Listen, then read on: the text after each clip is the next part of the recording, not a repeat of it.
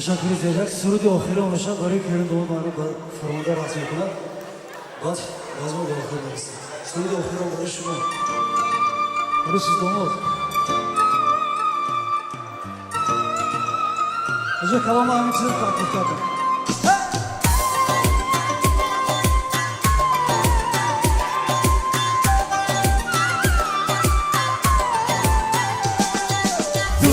اگر یک جا شود یار یار یاره توی تماشا شود یار یار یاره سفتی رو با بودایره یار یار یاره تا بر فلک بالا شود یار یار یاره یار یار یاره یار یار یاره یار یار یاره یار یار یارانه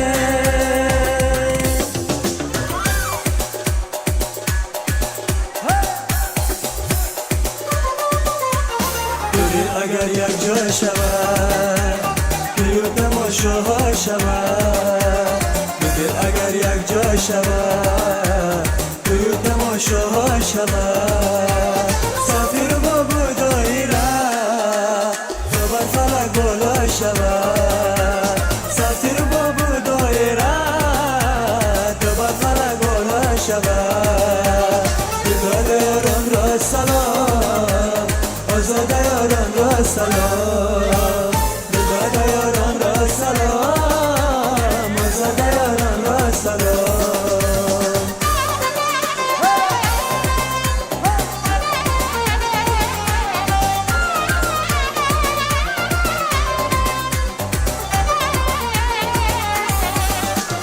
راسد و خرسندی کنه در توی داماد و عروس راسد و خرسندی کنه در توی داماد و عروس پرنور گردد بزم ما چون توی داماد و عروس پرنور گردد بزم ما چون توی داماد و عروس بداد یاران را سلام آزاد یاران را سلام بداد یاران را سلام آزاد یاران را سلام